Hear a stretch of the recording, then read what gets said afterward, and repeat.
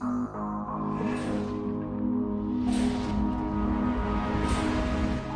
universe is still a place of mystery and wonder. As a cosmologist, I'm exhilarated that we can make some progress towards tackling what seem very fundamental questions. These programs focus on, was there a beginning? Whether we are alone? What's the future of the cosmos? What is the nature of reality? With each advance, new questions come into sharper focus. The key issue is what we still don't know.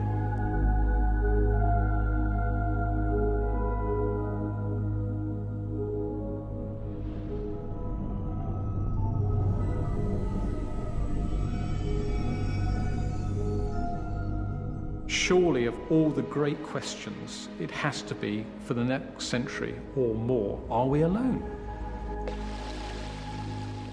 How could you help but wonder whether you're alone? In fact, at the moment, what we're doing is sitting here waiting for them to contact us. And maybe everybody's just waiting around waiting. They're all doing this. It's preposterous to think that we're the only ones. If there really is a lot of intelligence out there, why is it we don't see it? Why isn't it obvious to us that it's out there?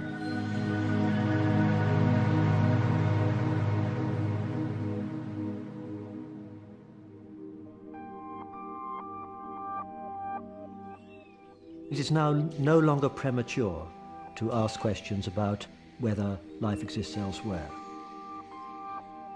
Until recently, we had no idea how likely it was that there were other planets like the Earth. We had no idea about whether they would have life on them. We still are groping for answers, but it's no longer quite so absurd to focus on these fascinating questions.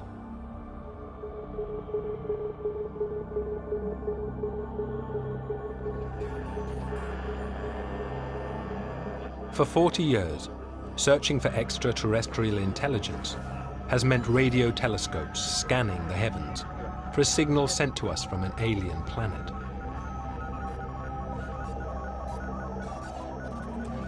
But now we are starting a new phase. Instead of passively waiting, hoping to pick up a signal from them, we are now actively looking for them, for the planets where life might exist. Some people believe the universe is teeming with life, even life like us or more advanced than humanity. Some people believe that Earth is essentially unique, the only place. We here on Earth may be in a unique environment, or there could be biospheres like ours spread through the galaxy and far beyond.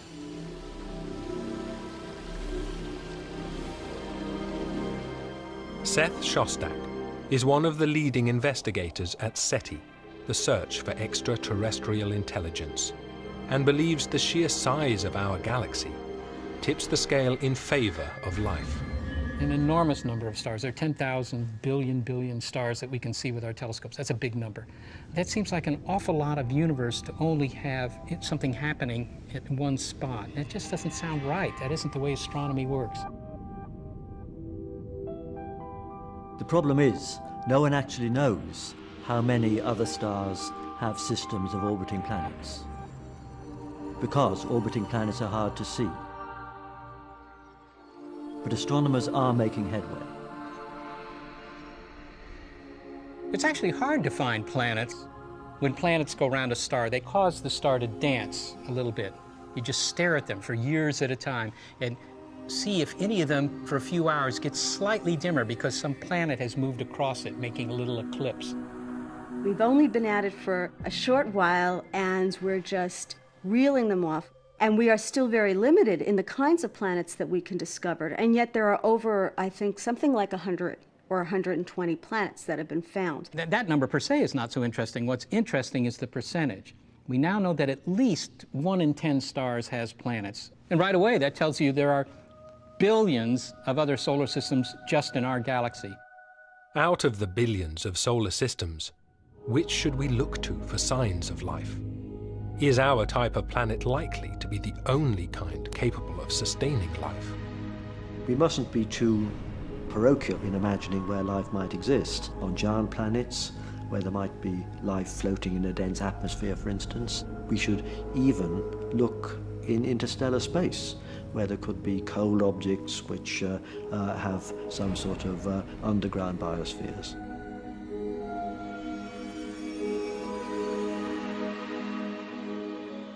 But the only place where we know life has evolved, of course, is here on Earth. It makes sense to look at planets which we feel might have resembled the young Earth, because there, in principle, the same processes could have happened which we believe happened here on Earth.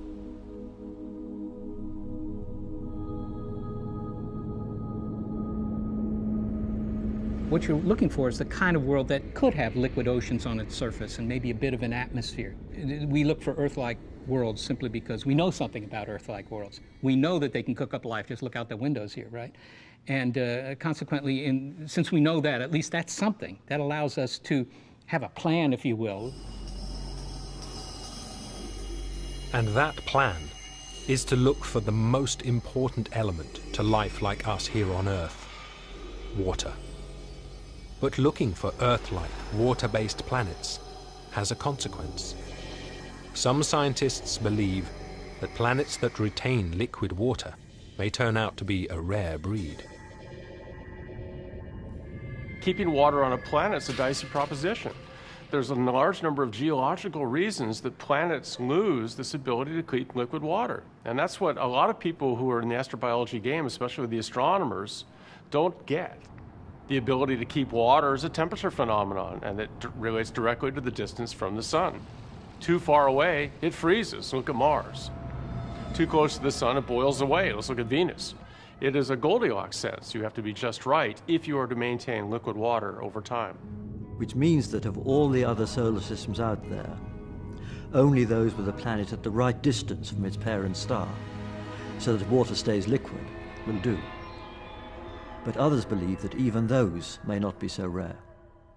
The range of orbits in which water would neither be frozen all the time or boiled away is, for a star like the Sun, it's not so narrow. It runs from maybe just beyond Venus to just inside Mars. So the chances that some planet in the solar system would be in that, what they call a habitable zone, are not minuscule. If only 1 in 10 stars have planets, and only 1 in 10 of those will have a planet in the habitable zone, this still leaves a million Earth-like candidates. Even the skeptics agree, life will still be widespread. Enormous numbers of planets have to have life simply because the numbers are so huge. When you think there's 400 billion stars in our galaxy alone, and there are billions of galaxies, we now think that virtually every star is a planet, more than one planet. You're going to have abodes for life almost everywhere. It's ridiculous to think it happened on this planet and this planet alone. Life is definitely out there.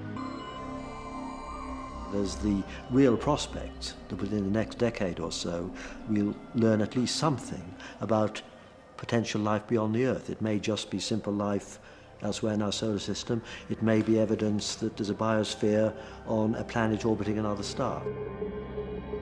It seems that it is only a matter of time before we find another Earth-like planet. But then what? Can biology tell us what kinds of alien life will have evolved there? Until now, the conventional wisdom was that the possible forms of life outside our planet were limitless, the stuff of unfettered speculation.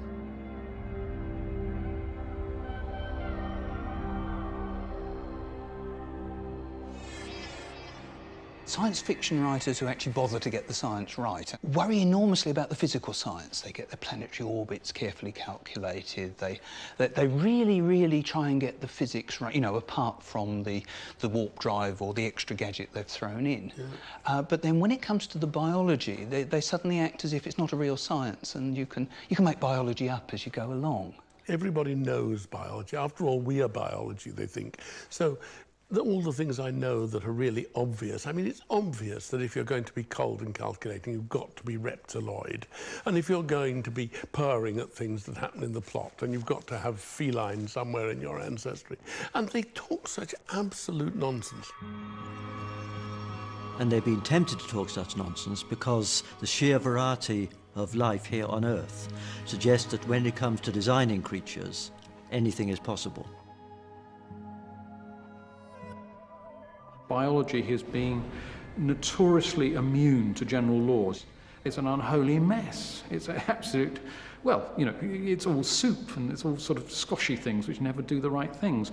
And I think there's a lot of truth in that. And that's why I think it's very difficult to see behind this screen, I mean, this riot which is the biosphere, and try and tease out the particularities, the things which really make life tick. In one sense, we do know what makes life tick. It's evolution. The problem is that evolution doesn't seem to obey any rules. From giraffes to kangaroos, creation seems to be a free-for-all. If biologists could find some underlying pattern in natural selection and evolution, if they could find some rules which governed it and constrained it, then we might have a clearer idea how likely it is that simple life will evolve into greater variety, perhaps even greater complexity.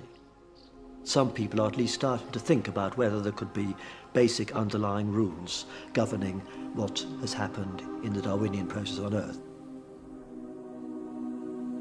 Somehow there's this view that each species is somehow the result of some almost drunken, random walk. Evolution is like this famous phrase, the blind watchmaker, just with no purpose. It is just, there's some tinkering going on, and then it produces some new species, and then you move over here that tinkers and it makes another species. Evolution is meant to be a free-ranging process. It's not meant to have destinations. And in one sense, that must be true. There's no way that evolution can imagine what should happen next. It is, in one sense, a blind process. Professional biology says, oh, well, if we ran evolution again on this planet, so different will be every mutation, so different will be every chance and choice that organisms have, that we would have a wholly different spread of creatures. And if there were no rules or patterns we could extract from evolution on Earth, then how could we possibly predict what this seemingly random process might create on other planets? But some scientists do now think there are patterns and rules underlying evolution that will help us to predict alien designs for life. I believe that it's not just theory. There are lots and lots of new kinds of evidence that can be deployed about how life evolved on Earth, and perhaps even about how life might have evolved elsewhere. There are a set of universal principles governing the function, structure, and organization of much of life. We believe maybe almost all of life. These laws are not some diabolic accident that occurred in the random process of evolution. Quite the contrary, they form part of the landscape upon which evolution has taken place. So it sort of turns everything around. Instead of stumbling aimlessly across a featureless terrain of possibility, perhaps evolution is following the contours of an invisible landscape, a landscape that channels creature design. If indeed there's an invisible landscape, then perhaps that invisible landscape is a universal. It's not just on this planet, it's on all planets. And if that was true, then that might begin to suggest that we have, if you like, rules of engagement which allow us to predict what evolution will throw up almost anywhere. And that's a really important shift, I think, in thinking.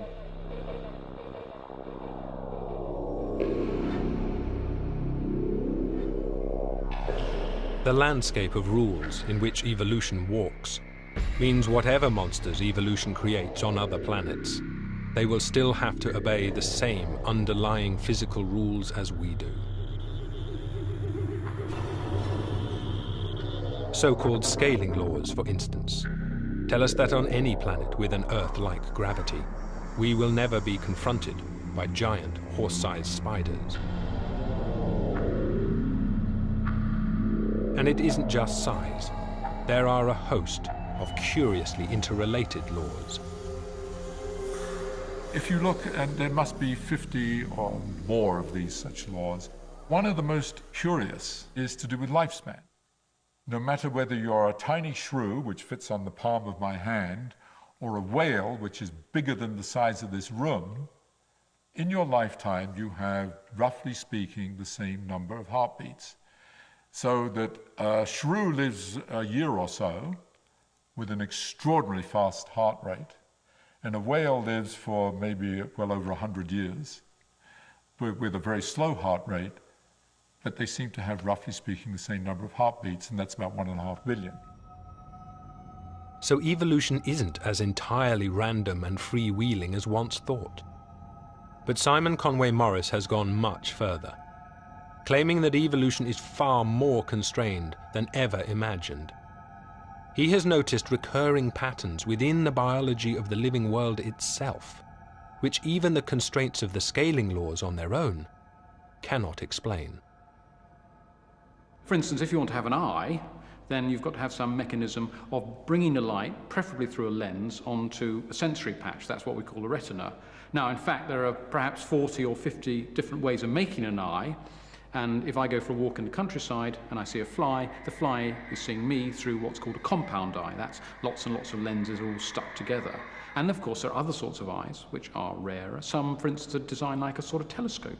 Some use mirrors, all those sorts of things. But they're, if you like, sort of, you know, they're small experiments. But if you go almost anywhere on the planet, you're going to find somebody looking at you through either a camera eye or a compound eye. And we know that the camera eye has evolved independently 5, 6, 7 times, and a compound eye has evolved at least 4 times independently. So again and again, evolution rediscovers the same solution. There is no reason why an octopus should have eyes similar to humans. We have evolved quite separately for 500 million years, and our common ancestor was blind.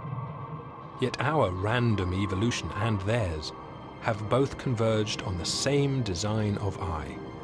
Even more remarkable, they have even made use of the same chemical building blocks. The beauty of this story is it employs a very specific sort of protein. It's called crystallins. That the crystallins, first of all, they evolved billions of years before there were any eyes. They've been recruited, they've been brought on board. And they originally evolved to protect bacteria, for example, from sudden insult. But the trick is that if we look at other eyes in other animals, like a squid or a lizard, they also use crystallins, but the crystallins have completely different origins. So crystallins, and there are probably 20, 25 different sorts, each one has been employed separately, but they all do exactly the same thing. So the net result, I think, is that eyes are inevitable. They must evolve. I think that wherever you go, to any distant remote planet, you open the hatch and somebody will be looking back at you through the eyes.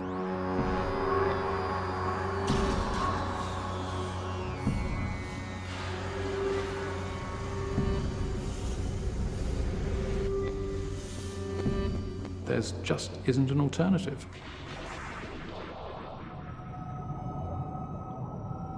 It's not just eyes. Biology is littered with examples of what's called convergence, where evolution invents the same solution over and over. Things that have happened many times this time round, like photosynthesis and flight and fur and sex and eyes and coming out on the land. All these things have happened in many different lineages. And it seems to me that if we ran evolution again on this planet, we would expect to see eyed, creepy things coming out on the land and then developing fur, and perhaps some of them later developing flight. Even more controversially, Conway Morris feels that convergence does not stop at the level of anatomy, but goes right down to the very chemicals of life. The question, how deep can you pursue convergence, is, what is the bottom level? One possibility is actually There are certain chemicals, I mean chlorophyll, the chemical used, the molecule used for photosynthesis by plants, that probably is a unique solution. And there are things which can deal with light, but they don't work like chlorophyll, and I suspect that's the solution. There isn't another one. Strangest of all, if Simon Conway Morris is right, then evolution on other Earth-like planets would be drawn to the same solutions and convergences. Even beneath their skin, in their blood, they would be made like us. In other cases, we use hemoglobin in our blood, which transports the oxygen, of course. There are plants, legumes, for instance, which also have hemoglobin. But it's quite likely that the hemoglobin that plant uses has evolved independently from the hemoglobin which we use. It is almost uncanny, it is almost eerie the way the similarities pan out again and again when you look at the way evolution unfolds. It's very tempting to speculate that these principles are going to be true anywhere that life evolved. I think inevitably one can say an awful lot about the structure and organization of creatures on a planet that we may never ever be able to visit. But out there will be, if there is life, it will have a certain structure, it will have certain lifespans, it will have a certain range of sizes. And in fact, if we combine it with Conway Morris's ideas, that we could even begin to speculate on what are the boundaries of what they would actually look like.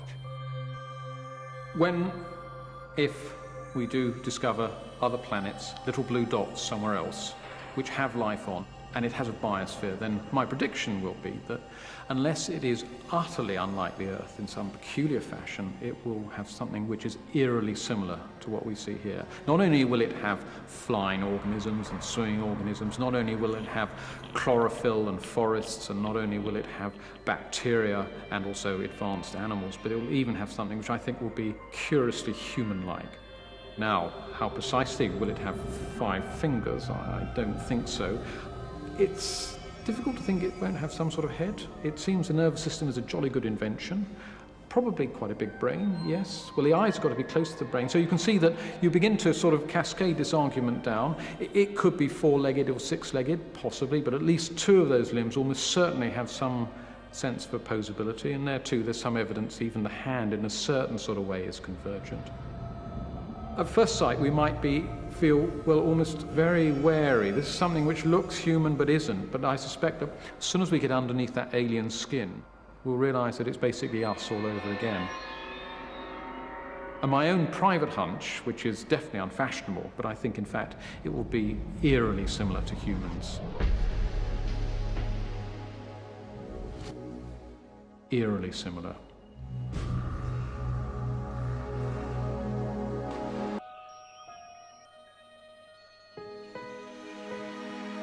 If there really are millions and millions of planetary systems in our galaxy, then almost certainly there'll be some planets which are basically like the Earth. But of course, even then, we don't know how likely it is that life's going to get started. We only have one example to go by. But in the case of our own planet, it seems that life took hold with exceptional haste. We went through a very nasty period from about 4.2 to 3.8 billion years ago, which we call the late bombardment period. The Earth was just pummeled with asteroids. And when this period started to tail off and ended, life seems to have appeared in the fossil record almost instantaneously. Certainly a very good argument that life started on this planet almost as soon as it could have. And this is, to me, is an extremely telling point. Either we were just the luckiest place in the world, or it's not that hard to do. There was life really quickly. It appeared fast. And that suggests that, you know, this is an easy process, and it's going to happen in a lot of places. In one sense, our planet is not exceptional. The Earth is constructed of the same 92 elements as every other planet in the universe. But was our Earth somehow uniquely hospitable to what is otherwise a fantastically unlikely and difficult transition from chemistry to life?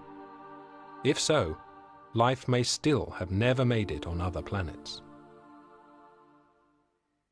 Well, there is a possibility that life is that difficult to start, that on a planetary surface the size of Earth, it only began once by some immensely random event that just was extremely improbable. That's one possibility.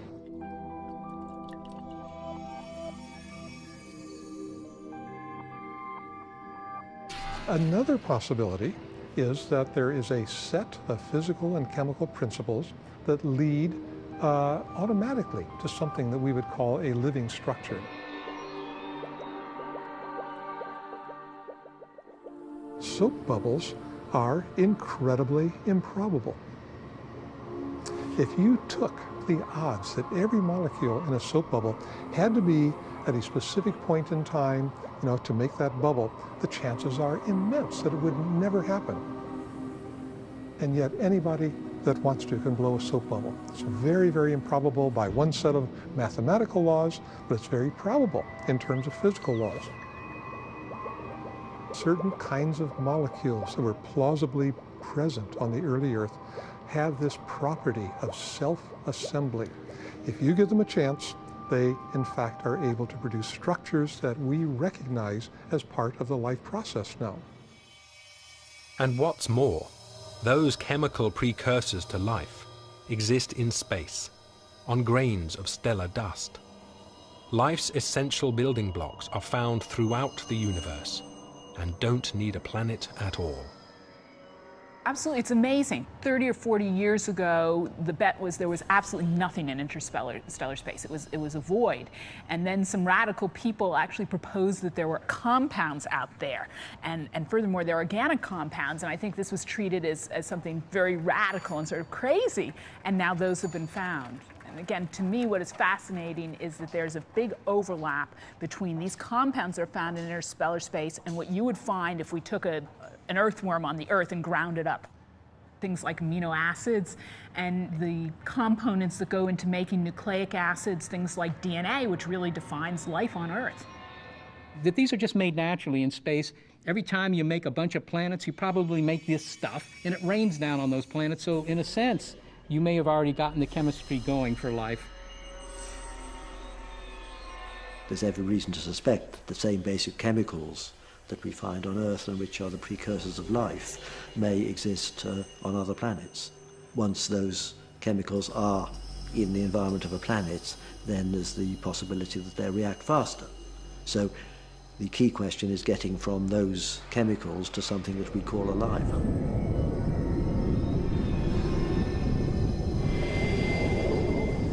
Here's a piece of meteorite. This fell in Murchison, Australia, about 30 years ago. It's called the Murchison meteorite. Now, this meteorite never saw anything alive, and yet it's got amino acids in it. We find fatty acids. We find a few of the bases that we find in DNA. It's got the components of life delivered to the Earth. When we analyze this, about 2% of the mass of that is organic material. So there's some set of physical laws that leads chemistry toward the molecules that are part of the living process today. I think it's very clear from our understanding of how the Earth formed and how this kind of material is being brought to the Earth that this would be a universal process. Which would mean on other watery, temperate planets, not only could we expect life to start, but astonishingly, that alien life and evolution would start from the same chemistry as life on Earth. Convergence, anyone? Whenever someone said we had to look for life as we know it, that it simply showed a failure of imagination. Why not silicon-based life? Why not titanium or whatever? And the answer is that it's not a failure of imagination. We seem to be composed of the language of the universe. Of course, the only way to test this theory, that they would be built and would look like us, would be to find life on another planet. And we may need to look no further than Mars for the proof. It'd be truly profound if we discovered life on a neighboring planet. There's a little bit of methane floating around in the Martian atmosphere that shouldn't be there. There's a little bit of ammonia in the atmosphere that shouldn't be there. These things have only two possible sources: volcanoes, and yet we think Mars is a dead planet, and something alive. This methane is indicating to us that underneath that very sterile surface, there are some bacteria living there. And that would be incredibly interesting, because that would tell you right away, hey, next planet out also had biology. Biology is just really commonplace. The important question is, can we find evidence for two separate origins of life? Discovering life on Mars, if it happened twice in a single planetary system around a single star, provided, and this is a very important proviso, that we can show it was of independent origin, that would address one of the major uncertainties about life in the universe, because it would then tell us that simple life, at least, was widespread in the cosmos. But it's not a foregone conclusion that life on Mars did have a separate origin. One possibility, which really is not as crazy as it sounds, is that life arose, say, on Mars, where we think the conditions were better during some of the nasty period on Earth. So it could have taken a hold there and then been transported to Earth, say, on a meteorite.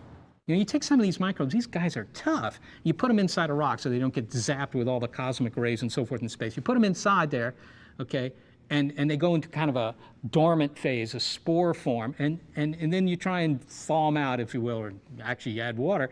10,000 years later, they're still okay, right? So it's very possible for life to go from one world to the next without building rocket ships, as long as it's very simple life. So that's possibility number one, which is certainly very interesting, but not nearly as interesting as possibility two.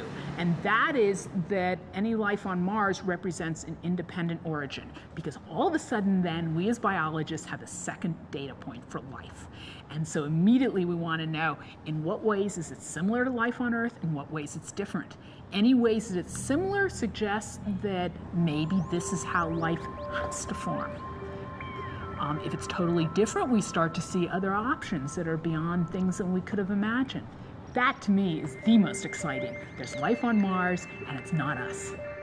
But even if life is not as unlikely as once thought, even if there are other biospheres of primitive life out there, it still leaves us with another question.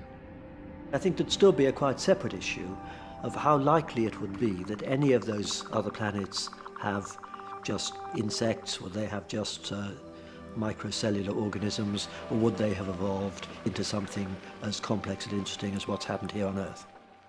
How long does it take to go from a bacterium to a radio astronomer? This is really one of the really interesting points. Again, we can look at the history of life on planet Earth.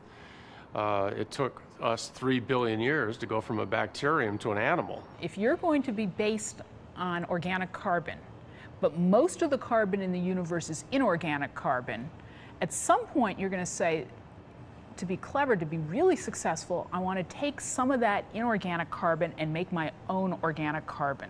So you're making your own food source. So the clever organism now says, why don't I go eat it for dinner? And so you end up with what we call a herbivore. The next organism you would imagine would come along as one that says, well, you know, it's a lot more nutritionally satisfying not to eat this organism that's making its own carbon, but to eat the organism that's eating the organism that's making its own carbon. Okay, so you now end up with a carnivore. And when I say carnivore, again, it could be a lion, or it could be a paramecium, it could be an amoeba. On one level, Lynn Rothschild thinks part of the answer can be gleaned from how evolution here has involved a series of cause and effect steps which have bootstrapped life from simplicity to complexity. You start to have the development of some kind of nervous system and some sort of coordinated swimming ability and larger and more coordination, and you're on the road to having something that perhaps is intelligent.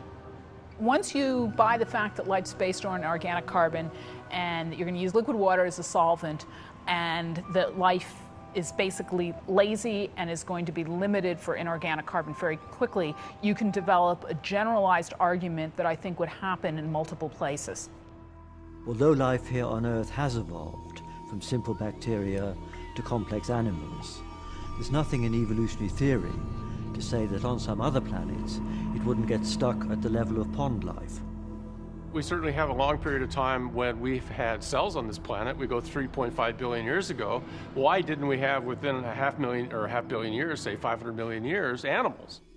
Nevertheless, once life has started, the drive towards complexity may be inevitable. Why on earth is it that when you start getting life on a planet, you get some things exploiting others, and then the whole thing seems to build on itself, and you get a great increase of diversity? It seems that there must be an engine somewhere within this that says, go ahead, flower, diversify. Natural selection essentially says that nature picks the best thing around, the thing that works. It's not clear from that why you shouldn't just get one species, the best organism for the planet. Why aren't we completely overrun with lemmings or cockroaches or whatever? A monoculture. I think that there used to be a feeling that unless things were pushed, they didn't go anywhere. But I think Ian has produced a piece of mathematics which has changed our mind, which has turned over our ideas about the naturalness of a diversity engine. If things look as if they're going along in a boring way that can go on forever, stresses of various kinds may be building up in the system. Now, mathematically, we know it's a very almost universal phenomenon in mathematical systems of that general kind. As these stresses build up, at some point you will get a sudden change in the way the system is behaving. It will quite quickly change to something dramatically different. It's called a bifurcation. Depending on just how rapidly and how much you make that wobble, the pendulum does all sorts of crazy things.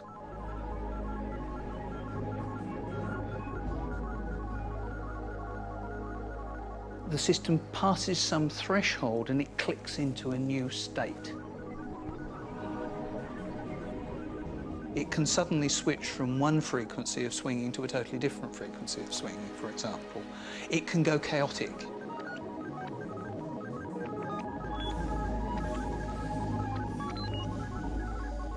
This is an enormously widespread form of behaviour. This is the default, this is the norm. This is not the surprise. And this is natural, this is what the world is like. This is how the world works. This is not a surprise. This is the default. This is what you should expect. These phenomena are universals. They are things that are going in general terms to happen anywhere they can happen. If there's a distant planet, if it's got the kind of chemistry that can produce life forms, if the life forms get going, unless something strange happens to stop them, they are going to go through this evolutionary process which will push, and they'll push each other. The diversity engine will push them apart. That's a mathematical universal. There will be a richer and richer ecosystem, and it will evolve faster and faster. It will either hit the buffers and crash, or it will keep going, and some of them surely are going to go right through to intelligent creatures and very intelligent creatures. So we now think life will get started, and may even be driven to evolve complexity. But is advanced intelligence an inevitable product? Even if natural selection leads to a complex variety of life, then I would have thought it's still an open question whether any of that complex life displays what we call intelligence or not. People have repeatedly said, whatever happens out there, it will not be intelligence. Intelligence is an evolutionary fluke. It's a one-off. But now we know that can't be correct. Why?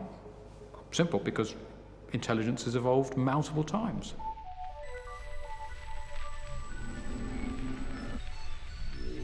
Lori Marino studies how brain size and intelligence have evolved over many different lineages, from invertebrates to mammals. The dolphin brain and the human brain are both quite large. In fact, the dolphin brain is larger than the human brain. Both became large independently in different ways. The last common ancestor between humans and dolphins lived about 95 to 100 million years ago. And that organism was about the size of a rat and had a brain that was about this size. And this is a rat brain, not very different from what the common ancestor's brain was like. Now, this is an intelligent animal, but this animal is not capable of self-awareness in the same way that we recognize it. 100 million years later, we have these two large brains. Now, what's amazing about that is that not just that these two large brains are intelligent, but that they have both converged upon the same extremely rare capacity in the animal kingdom, and that is self-awareness. And that's extraordinary because there's no reason why two 100 million year divergent lineages of mammals should arrive at the same solution. So at some point, perhaps self-awareness may be inevitable. How you get there may be different. If intelligence is another convergent property of evolution, then on any planet, its appearance may be simply a matter of time and survival. Out there, some planets are going to have just microbes. Some planets are going to have organisms that are smarter than us, and everything in between. In my heart, I can't help but believe that there are not only other intelligent species, but perhaps many of them. There are just too many planets out there. So yes, I suspect indeed there are alien intelligences.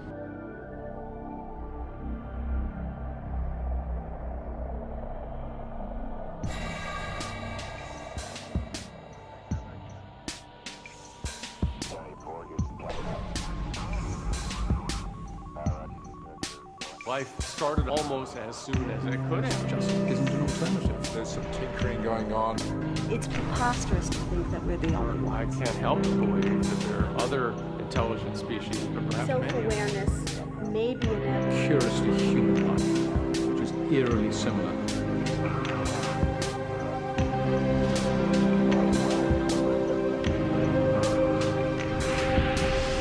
If there are other technological species out there,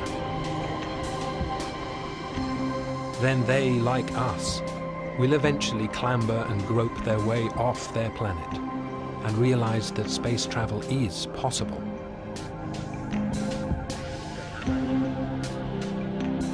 But on their way down from that high, they will ask themselves the same question we did. If space travel is possible, and if our evolution can't be unique, then where is everyone? We know from astronomy that there are some stars rather like the Sun, but 2 or 3 billion years older.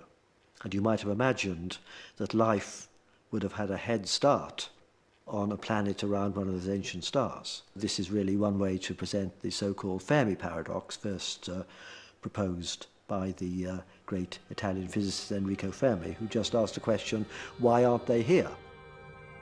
Now, would E.T. be aware of the equivalent Fermi paradox, you know, the Zork paradox, whatever he called it? I mean, well, he would at a certain stage of his development. Any civilization out there that's, you know, develops technology and the ability to kind of eavesdrop with some sort of big telescope on the heavens, the first thing they're going to notice is that it's not obvious that there's anybody out there from their point of view.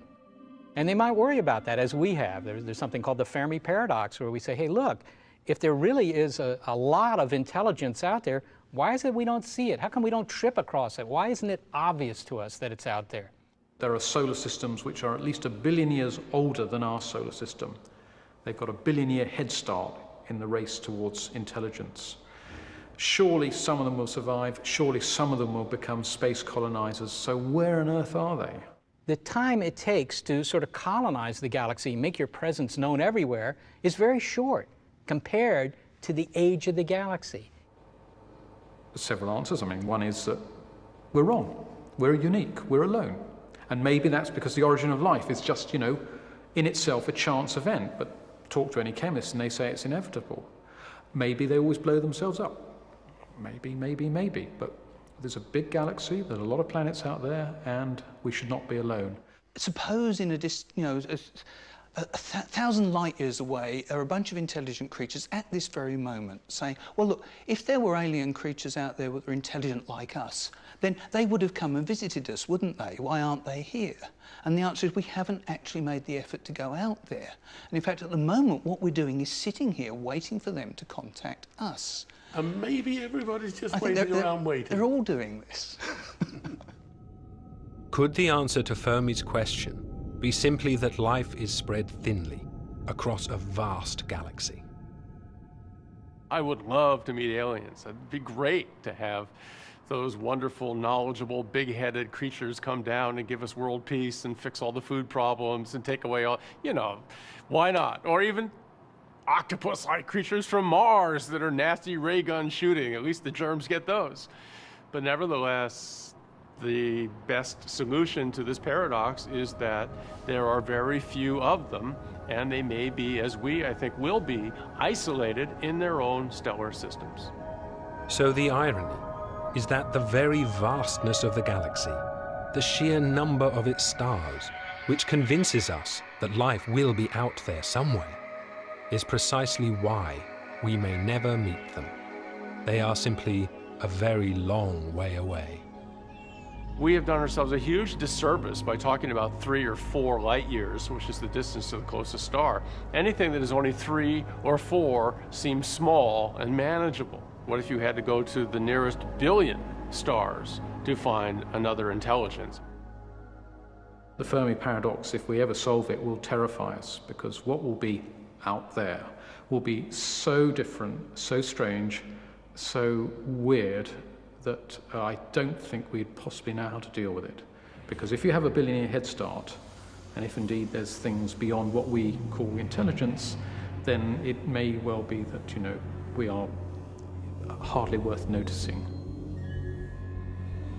So I find it a very interesting tension at the moment.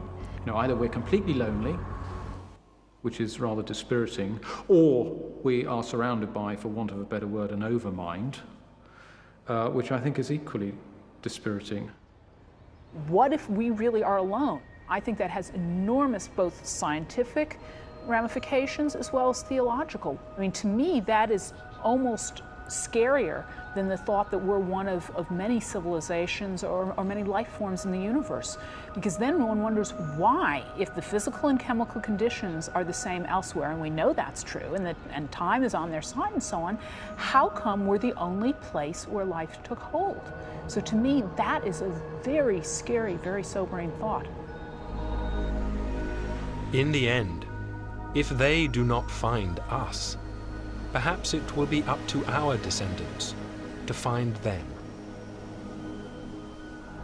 We can imagine that what you might call post-humans rather than humans could spread beyond the solar system.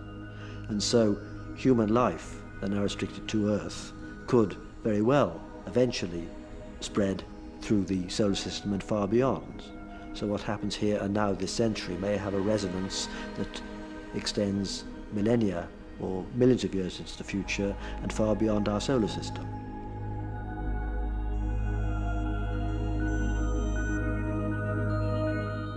Questioning the meaning of life, Why Are We Here? Next Sunday at 8. You can explore the very limits of what we know about the universe at channel4.com/science.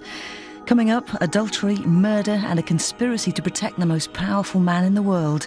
You know what they say about absolute power. Clint Eastwood and Gene Hackman star in our Sunday movie. Next.